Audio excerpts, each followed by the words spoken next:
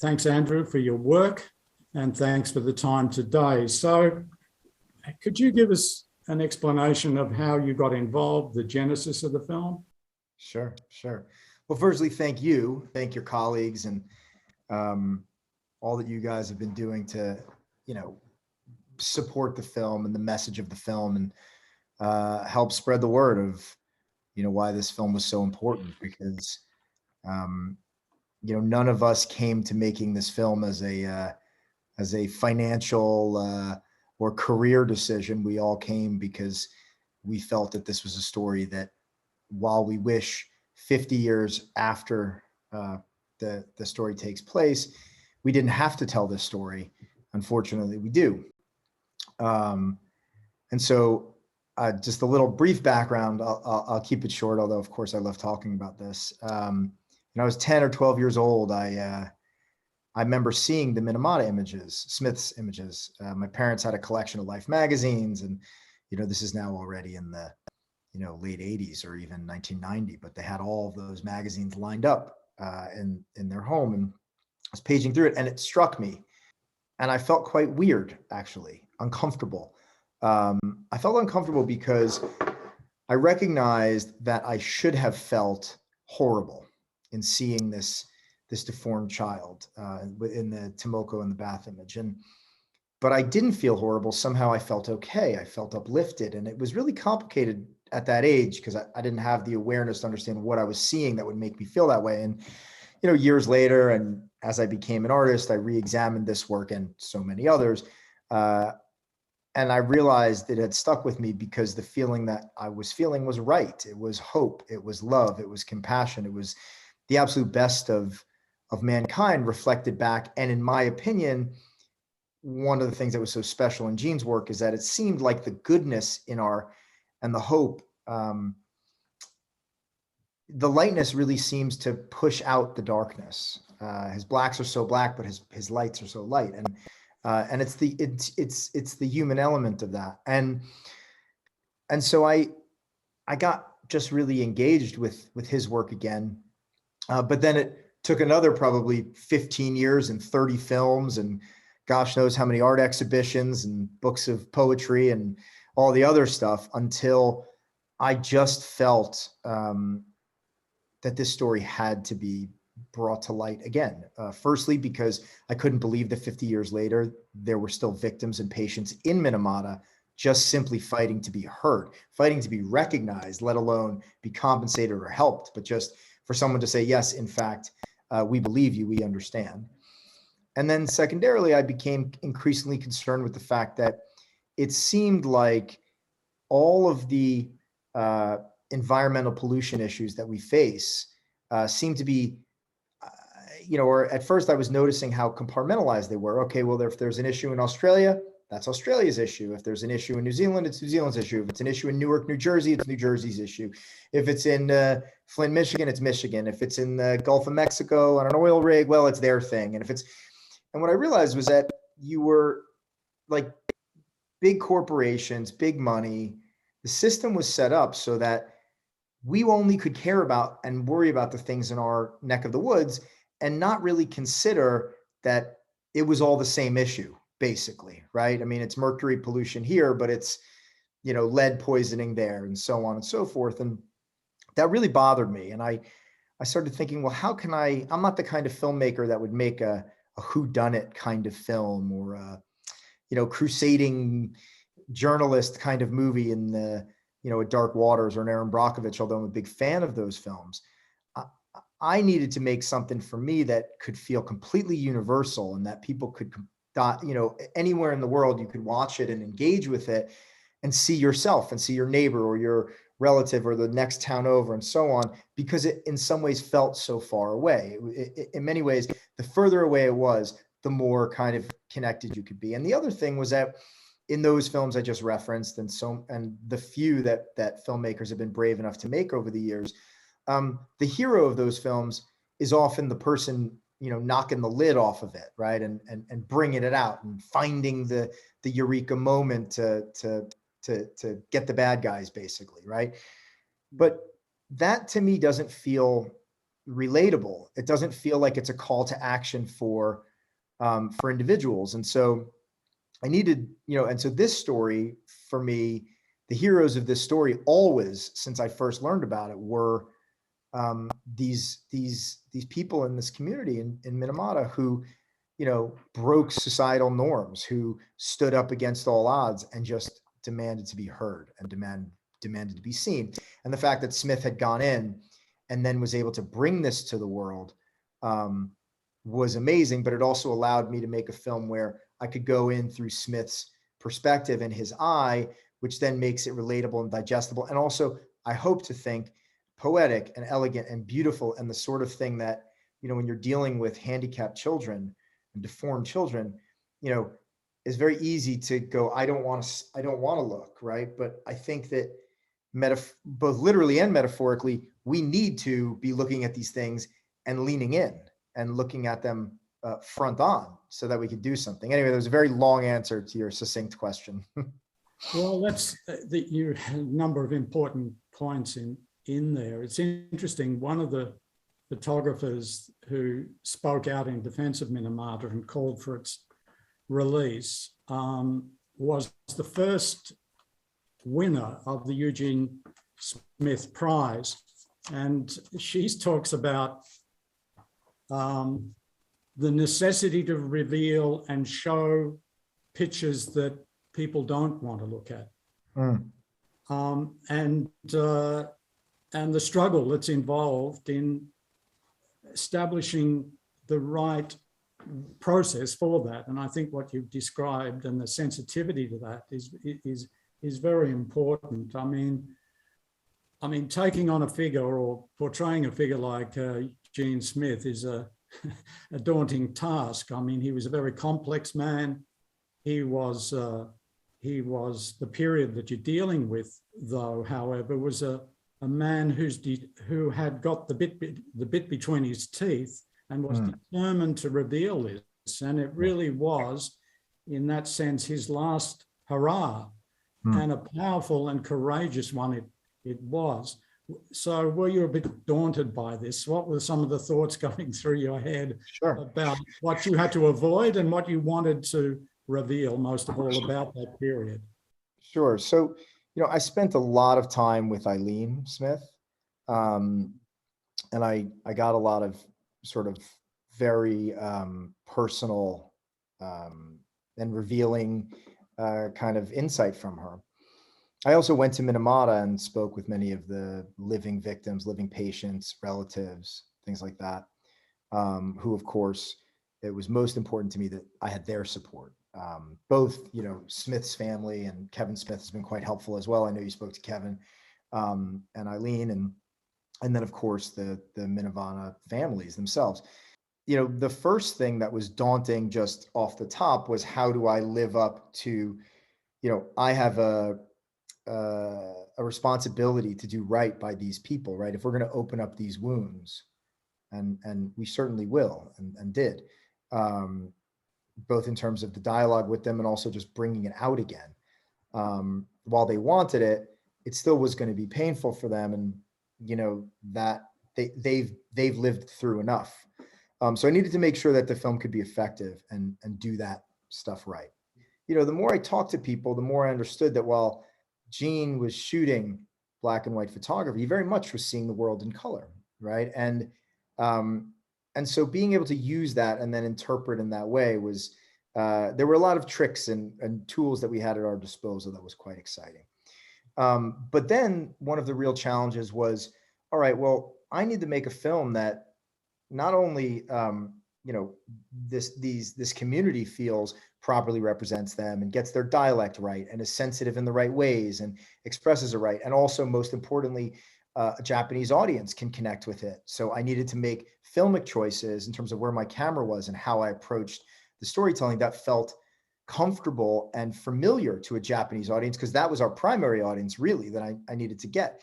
And then on top of all of that, I needed to figure out how to show truly for the layman, for someone that's only ever picked up an iPhone or a smartphone to take photos.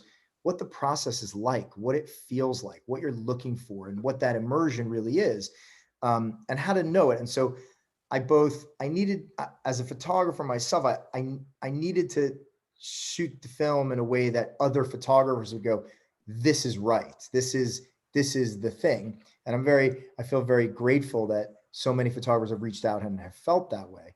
But I also needed to address the fact that 99% of the audience will have never picked up a real camera before. And so a lot of it was figuring out, okay, so how do we educate, right? How do we teach like our language, the language of Smith, our language, and really the language of photography to an audience in a fairly succinct way that feels elegant and fun, and isn't just like, here's your photography lesson, but like what it feels like, what it looks like, what it smells like, all of it. So that as we progress through the film, we could move away from that and get the benefit, both for us and for the enjoyment of the audience. And so to be able to focus around. And so it's quite interesting, you look at the film, we're really just in the most simple way, we're looking at Gene taking photos, like Gene's in front of the camera in the beginning of the film. And as the movie progresses, Gene really becomes our eye, right? Like our lens, my lens, Benoit's lens, really became Gene's eye. And so both in terms, and so there were so many things we did that I could spend hours and hours talking about, but there was a challenge there, and it was certainly daunting. But that part of the challenge was enjoyable, right? It was daunting, but it was one that we felt like if we did what we set out to do, like if we achieved what we game planned, and we spent, an enormous amount of time game planning it, we could express that. The part that was the most daunting that we didn't know is like, can we get him spiritually, energetically right? Can we get this experience for him and these people on the ground who are going through this right? And that was tougher because, you're still dealing with actors, you're still dealing with their interpretation on top of it. But I'm happy to say that, Eileen in particular and a number of other people that were friendly with Gene have reached out and were quite satisfied with Johnny. So. Yeah, well, Johnny's performance is tremendous, and every single photographer that I interviewed complimented Johnny Depp's performance, and were all convinced by the portrayal of his personality and the way in which a photographer, photojournalist does work. I mean, all of them are convinced by this, and in particular, which I also thought was important, these were photographers who had suffered from post-traumatic stress disorder and had been war correspondents, photojournalists rather, in war zones. All of them, none of them said, oh, well, I was a bit doubtful about this or that. They were just completely on board and complimentary. So that's a tremendous achievement, I think. And it's important that we fight for this film and get the broadest circulation of it. But their support has been obviously a big compliment for you and encouraging. Could you speak about everybody on the team? You read I read lots of movie PR, and you often are told about how it was a wonderful commitment from the actors and so on and so forth. Sure. And of course, watching this film, this isn't just PR. This was a reality. You could feel it all the way through the film, from the cinematographer to the extras. Everyone seemed totally committed. Could you talk a little bit about that? Sure. So it was, it's funny that you say it, because you're right. Most of the stuff that you read on most films like that is total bullshit. Excuse the language. Yeah. But it is. But on this film, it wasn't even that everyone just got along, right? It wasn't kumbaya and all of that. In fact, there was a lot of push and pull. But what it was that every single person that stepped onto my set, I didn't allow a person to step onto my set that wasn't fully aware of what we were trying to do and why we were trying to do it. right? And that includes even the extras. I interviewed personally every single extra that stepped foot on my set, right? I needed to know what they knew about Minamata, if they understood what we were doing, why we were doing it. You know, I mean, I didn't interview the, you know, catering, and I didn't interview the drivers, you know, and that sort of stuff, the transportation team. They were all amazing.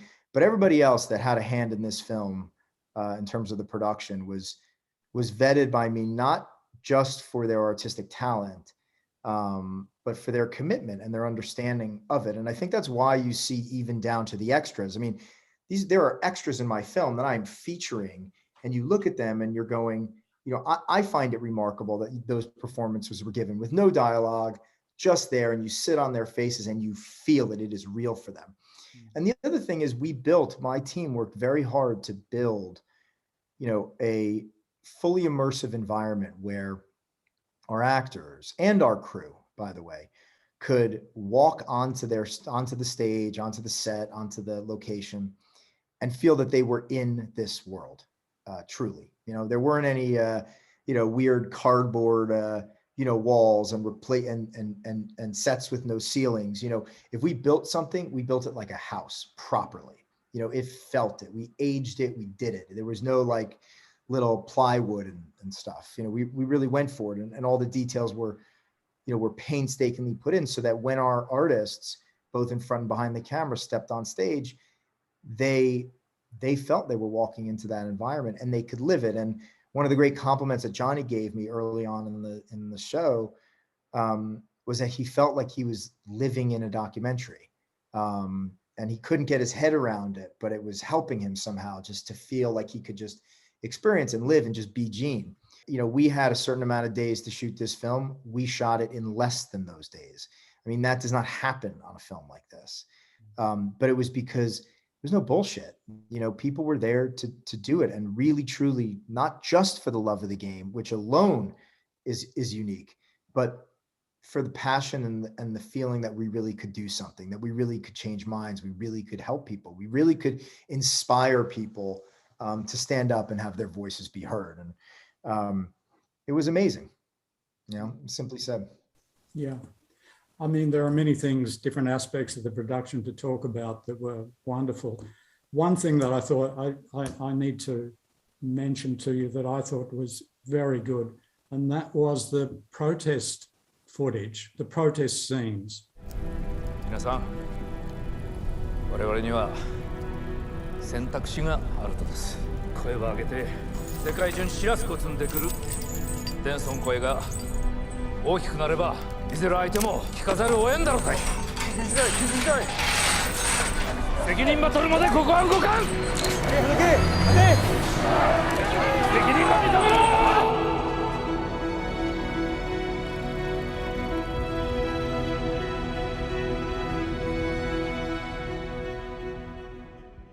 I mean, generally when you see historical films, you know, from the 70s, the 80s, where they try to recreate a protest, they always feel artificial. In Minamata, they were totally convincing. The use of recreated archival footage and real archival footage, and you know, Benoit's cinematography were wonderful. I mean, they had a real tension to them. Nothing felt wrong or dated or out of place. I mean, could you talk about how you got that process? Sure. You know, and thank you for asking or raising it. You know, it was quite complicated to get it right. I mean, of course, it starts and ends with, or it starts anyway, with the idea that we tried to make it real. And we didn't, you know, like I said, I didn't have anyone on my set, including the extras, that weren't fully invested and didn't understand. I was sending around documentaries to all of them to watch, so they understood who they were, what they were doing, why they were there. Beyond that, you know, it took a real sort of surgical laser that you could only, you know, it wasn't done in editing, or it wasn't an editorial thing. It was something that we had to step into on the day and be able to shoot on our Bolex and know what footage we had, you know, in terms of document existing footage, and then also shoot it in real time. But at the end of it, what we really ended up, or the real path was to actually have a riot, not in a dangerous way, but have a riot, sit there. And I would sit there on a microphone and I would just tell everybody, like, here's what's happening. Here's where we are. Here's why. It's your sister. It's your cousin. This one has this. Let's think about those things, and sort of almost do like a collective, create like a collective environment, like meditation or something before we got to it. And then we just went for it and everybody lived it. And in terms of pulling the pieces together, actually, Benoit wasn't so convinced that it would work in editorial. But once we laid out all the footage, it happened quite seamlessly. It was, it's an element of the film that all of us are really excited about and really proud of. The other question is the subtle moments in the relationship between Aileen and Gene.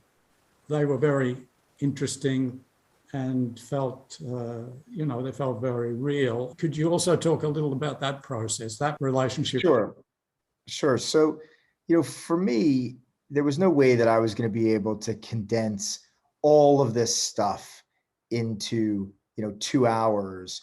And I needed to prioritize things. And for me, the most important thing was making sure that every element of this film, when you boil it down to its essential truth, it held, right? And so in the relationship, what was most important to me was, firstly, what's the essential truth? What's at the core of their relationship at this time? And how can I express that in the least sort of distracting way, frankly?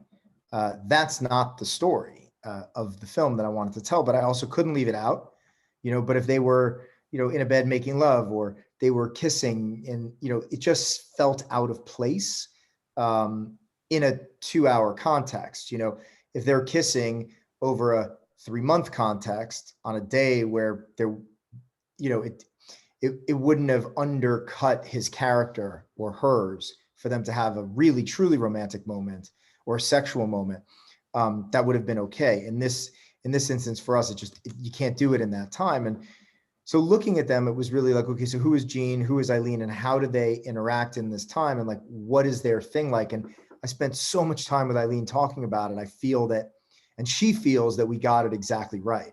So that was quite satisfying, but like without the things that you would kind of, I'm sure that there are quite a few writers and people in an audience that would have, that are clamoring for, for that big kiss or that thing or that Hollywood thing or, all this generic stuff. And that just wasn't, you can't have, it just didn't fit.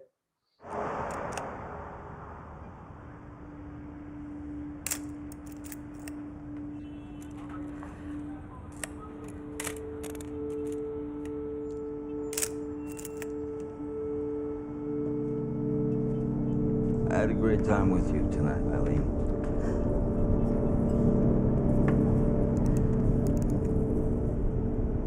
I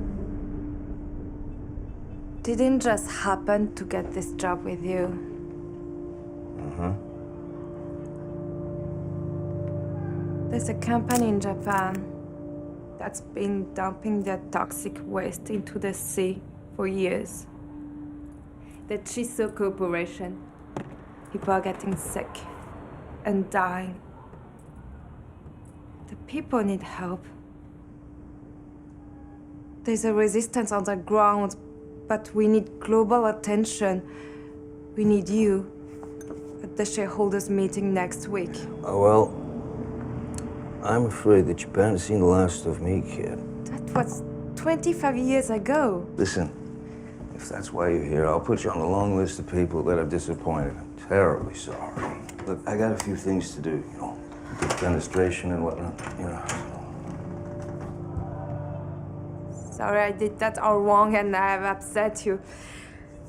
It wasn't my intention. No, it was a lovely night. It was. Yeah. Here's some information. Please have a look. My number is on the envelope. Take care, Eileen. At one point in the movie, Johnny Depp says the cover-up by the Kizo Corporation is going to be as much of the story as the story itself. Well, that's become a reality for you, because in July last year, you published what really was an open letter to MGM about the fact that they were burying the movie. Could you talk about that? Sure. I mean, at the end of the day, I think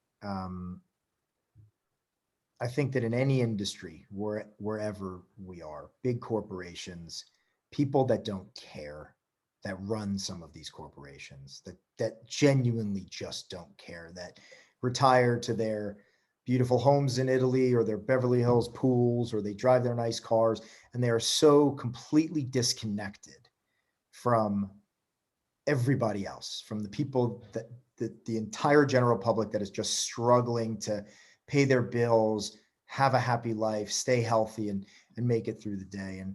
And I think that certainly in Hollywood, you find that there are some people in those positions who also have no concept whatsoever and have no connection to artistry or the artists themselves, and don't care. And it was it was horrible form. I don't care to talk about it too much because I'm just past it. And I feel like those aren't the people that I'm trying to fix. The gentleman that we dealt with at MGM, if you would even call him that, is not somebody that I care to try to fix and help to be a better person, or to understand ultimately, once he's no longer our problem or a roadblock, not someone that I care to spend time to see him be make a bigger contribution to society and live a more full and positive life. What I am happy about is the film is now outside of that. And while they did everything that they could pretty much to damage it, whether intentional or otherwise, the film lives on, and I think hopefully will speak to those people that actually can make a difference. This is a film that's made so that 10-year-olds, 20-year-olds, 30-year-olds, and of course 50, 60, 70, 80-year-olds too, but really that those younger folks who haven't had a chance to be part of a moment like this can find their voice, can realize that they have it in them to be the change. They have it in them to step up. They have it in them to be heard. And truly, if there's a message in this film, it's that, a single voice can start a chorus. A match can start a massive fire, and a pebble can start a tidal wave. And that's real. And I sit on a lot of panels and I talk about, talking about the environment or this sort of thing, and corporate greed and all this stuff. And most of the people I sit on these panels with talk in big doom and gloom terms. It's over, we're done, we're never going to win, there's nothing to do, we're screwed. We're past whatever the ticking midnight clock thing is. And I'm always the one sitting there going, well, I see improvement, right? I see younger people wanting to be heard, starting to engage, right? And they're fed a lot of fake news. They're fed a lot of stuff that's just not real. I certainly hope that we get enough eyeballs on the film, in America, that we can speak to those people. Well, the point is that part of the film's release happened because thousands of young people who saw it got on Twitter, got on social media, and began agitating to get the film released and telling their friends and so on. And there is as we know, there is a mass sentiment amongst young people for a change in society. I did notice in an interview with you online, I can't remember where you spoke about the pandemic and the necessity for a sort of global response to this. Yeah. And that is a very powerful sentiment that is gripping the minds of people all around the world, but it has given no outlet. Yeah. We're just being told we have to live with this virus and we have Yeah. to live Yeah. with the damage to the environment. And as you said, there's nothing you can do. And that certainly wasn't the outlook of Eugene Smith on the issue of Minamata. Yeah. And it's not my outlook. You know, I firmly believe that we can change. And I firmly believe that the change comes from within us. You know, you decide. And part of it is in making that decision, you don't have to spend more time.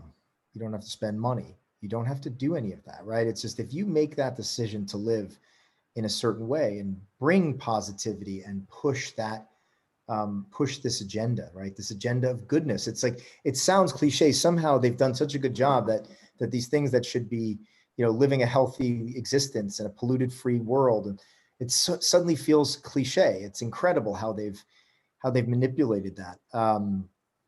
But it's a smile to your neighbor, right? It's not littering on the ground. It's when you do buy a pair of sneakers, if you have a chance, figuring out, you know, what kind of company made those sneakers. And it's also paying attention to who you vote for. So what's the next project? What's your next film? There are quite a few that I'm working on. You know, my process is that I find subject matters, ideas, areas that I want to explore. And I have the great gift, I mean, it's a great privilege in my life as an artist that I can just take in as much information about that as possible and then determine, should it be a film? Should it be a, you know, should I make a little experimental black and white thing? Should I go make a sculpture? Should I write about it? You know, what should I do? And so when I land on these things, there often are quite a few that are going at the same time. And I've got a pretty healthy slate actually at present, but nothing that I really want to tease. But I can assure you that they all will have the same type of different approaches every time.